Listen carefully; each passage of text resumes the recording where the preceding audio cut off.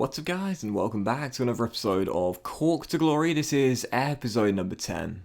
And we start today's stuff with a brief look at our final four fixtures of the season. Southend United at home, Bolton away, Walsall at home, and Carlisle away on the final day as well. After 5 wins in our last 5 games in the month of March, we've now gone 11 points clear of Bradford and 12 clear of Salford, and they both have the games in hand at the top of the table. And due to the points gap between us and Port Vale and Walsall right now, whilst Walsall do have the game in hand, it does mean just one win in our final 4 games will guarantee automatic promotion to League One. So yeah, at the start of the series when we outlined our intentions for our first season at Turner's Cross, every single season in every career mode I do, I always sort of downplay how I think the season's going to go.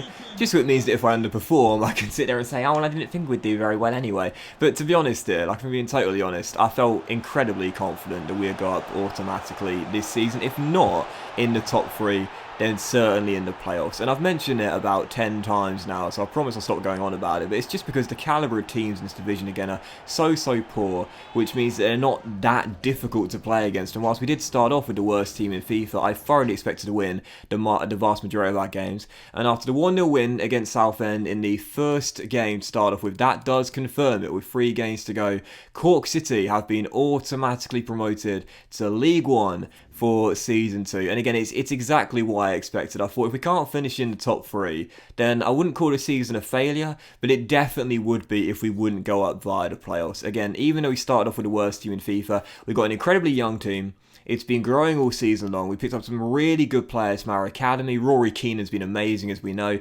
Finally, as you would have seen in the last episode, we got our first player that shows great potential in Patrick Keating. Obviously, the Shark has been an absolute monster. He's going to end up with the assist title this season as well. Leo Yates is such a physically strong centre-half. And of course, don't forget, whilst his overall is so low, Ewan Plant has been banging in the goals left, right and centre. So yeah, it's not a surprise we are where we are right now. And to do some more scouting here, you take a look at the academy, the players we've got in our youth setup right now.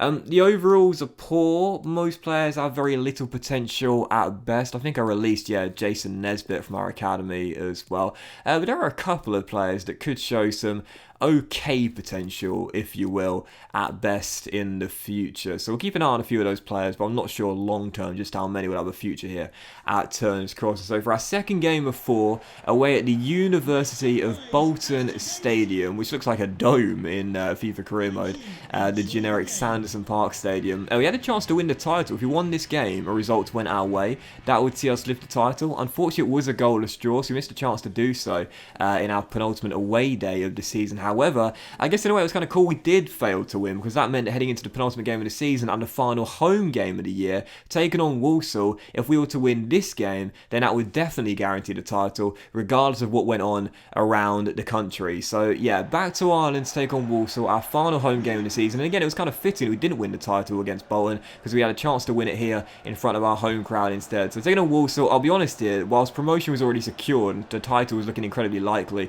I was really nervous heading to the game. I just wanted to make sure we'd do it, and 20 minutes after the restart, in what was a game that was deadlocked and really tough, how cool is this to see? Yeah, the goal scorer, not Rory Keenan, not Ewan Plant, not the Shark, no, Gerard Morrissey, the captain, scoring the first goal of the game and giving us the lead as we go in front. And in stoppage time, still leading by 1, a chance to wrap up the points. Ewan Plant rolls it across, and there's Dylan McGlade who scores our second goal and the clincher as the title is won here in our final home game of the season. Cork City 2, Walsall 0. I thought that was really cool as well. We're not talking about the youth players who came out of the academy, the players that are going to be with us for a long time. We're talking about the players who, as we know, they're probably not going to be with us for more than like 3 or 4 seasons at the most. Morrissey, the captain, with the first goal, and McGlade, I've talked about him before, possibly the star of the team, or could have been the star of the team this year, wraps up the points, wraps up the title. Final score, Cork 2, Walsall 0, and there it is, we are champions of League 2. And again, I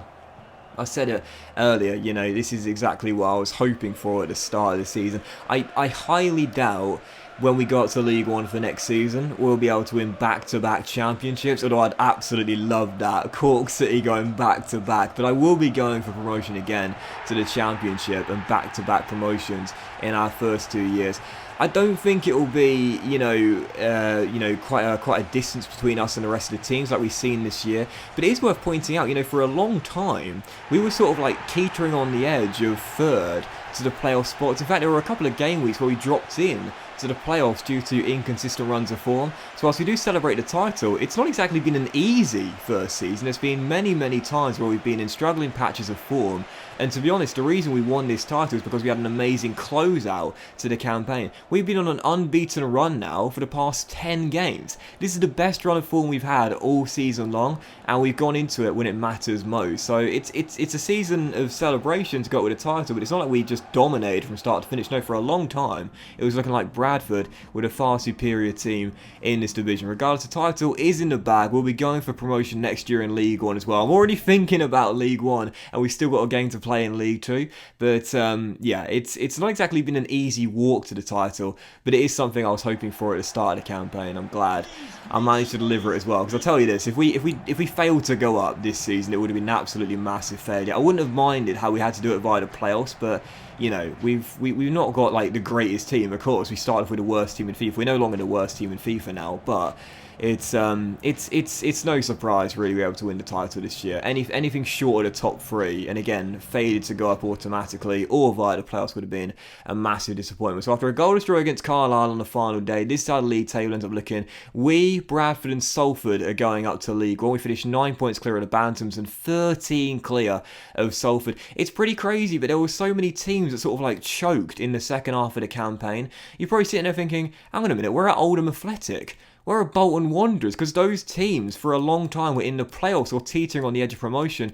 Bolton Wanderers had a crazy disappointing second half of the season. Oldham as well really fell off the pace, and it's Colchester United that are going up alongside us, Bradford and Salford, after they won the playoffs, beating Port Vale in the final by 2-0.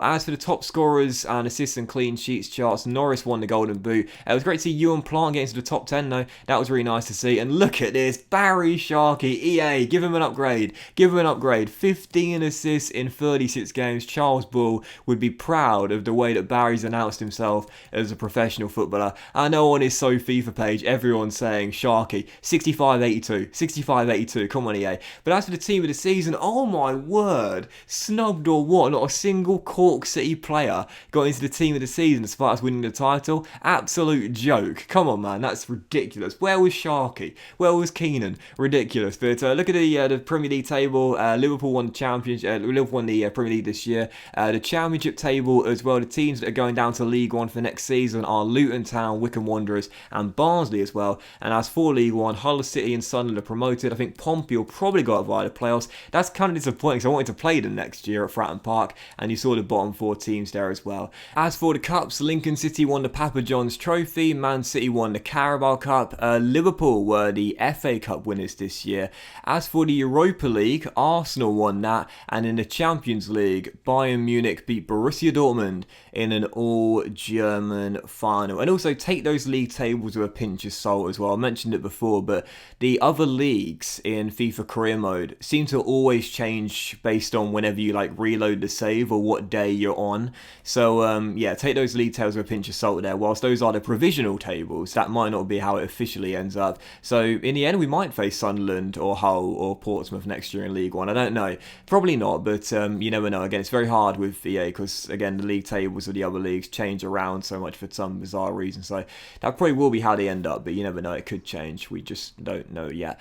But look at the scouting update and then our academy update for the final time in Season 1. As you would have seen, we've got £1 million for going up as champions in League 2. Board, I beg of you, please. I don't mind if that money doesn't go in to like my allocated transfer budget, but well, actually no, it will need to for me to buy the scouts. But I want to buy like a class scout next year. Board, please give us a lot of that money. Don't take it all. Don't buy your new Teslas just yet. No, I really want a class scout next year. Let's hope the board don't take too much of that £1 million away from us for next year, although I'm pretty sure they will. And also a final look at the squad as well for Season 1. Look at Barry Sharkey, man, growing 6 ratings to 63 overall. I mean, training his weak foot. You might notice now there are some like bars on some of his stats, including stamina, where he's now maxed out, so we can't get any higher than 80 stamina.